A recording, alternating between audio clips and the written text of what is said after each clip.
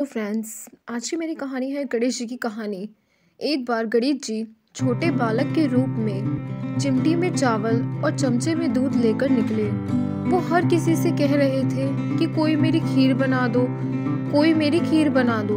वहाँ पर एक बुढ़िया माई बैठी थी। उसने कहा, ला मैं बना देती हूँ। वह छोटा सा बर्तन चढ़ाने लगी तो गणेश जी ने कहा कि दादी माँ, छोटी सी भगोनी मत चढ़ाओ, तुम्हारे घर में जो सबसे बड़ा बर्तन हो वही चढ़ाओ। बुढ़िया माई ने गणेश जी का मन रखने के लिए बड़ा बर्तन चढ़ा दिया। फिर देखती ही रह गई कि वह जो थोड़े से चावल उस बड़े बर्तन में डाले थे वह तो पूरा भर गया। गणेश जी ने कहा, दादी माँ, मैं नहा धोकर आता हूँ। जब खीर तैयार हो गई तो बुढ़िया माई के पोता पोती बुढ़िया ने कहा, गणेश जी महाराज, तेरा भोग लगना, कहकर चूल्हे में थोड़ी सी खीर डाली और कटोरे भरकर बच्चों को दे दी। बुढ़िया की पड़ोसन ऊपर छत से देख रही थी तो बुढ़िया ने सोचा यह चुगली कर देगी, इसीलिए एक कटोरा भर उसे भी पकड़ा दिया।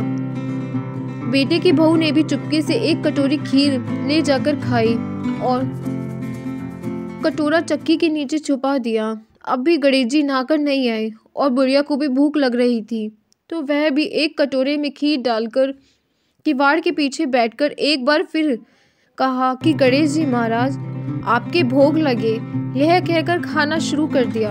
तभी गणेश जी आ गए। बुढ़िया माई ने कहा, आजा रे गणेश, खीर खा ले, मैं तो तेरा ही इंतजार कर रही थी। तब गणेश जी ने कहा, दादी माँ, मैंने तो खीर पहले ही खा ली। बुढ़िया ने कहा, कब खाई? गणेश जी ने कहा, जब तेरे पोते पोती ने खाई तब खाई थी, जब तेरी पड़ोसिन ने खाई तब खाई थी, और जब तेरी बहू ने खाई तब खाई थी। अब तूने खाई तो मेरा पूरा पेट ही भर गया।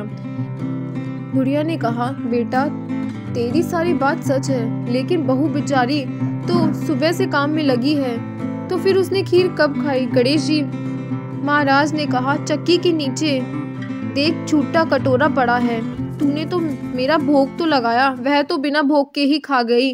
बुढ़िया ने कहा, बेटा, घर की बात घर में ही रहने दो, अब बताओ बची हुई खीर का क्या करूं? गणेश जी ने कहा, नगरी को जिमा दो। बुढ़िया माई ने पूरी नगरी जिमा दी, फिर भी बर्तन खाली नहीं हुआ। जब राजा को यह पता चला तो राजा ने बुढ़िया को बुलाया और कहा, क्यों रे बुढ़िया, ऐसा बर्तन तेरे घर पर कहाँ से आया? ऐसा बर्तन तो राजमहलों में होना चाहिए। बुढ़िया ने कहा, राजा जी, इस बर्तन को आप ही ले लो। राजा जी ने खीर का बर्तन महल में मंगा लिया।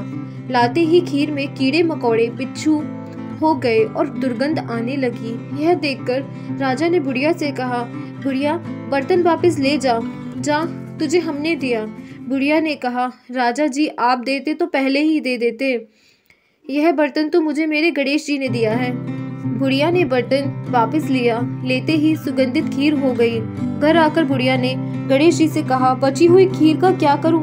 गणेश जी ने कहा, बची हुई खीर को झोपड़ी के कोनों में गड्ढा खोदकर काट दो, उसी जगह सुबह उठकर वापस खोदोगी तो धन के 2 चारे मिलेंगे। ऐसा कहकर गणेश जी अंतर्ध्यान हो गए। जाते समय झोपड़ी को लात मारते हुए गए तो झोपड़ी की जगह महल हो गया। सुबह बहू ने फावड़ा लेकर पूरे घर को खोद दिया तो उसे कुछ भी नहीं मिला। बहू ने कहा, सासू जी, थारो गणेश जी तो झूठो है। सासू जी ने कहा, मारो गणेश जी झूठो नहीं, ला मैं देखूं। वह सुई लेकर खोदने गई तो टन टन करते हुए 2 धन के चारे निकल आए। बहू ने कहा, सासू जी, गणेश जी तो साचो है।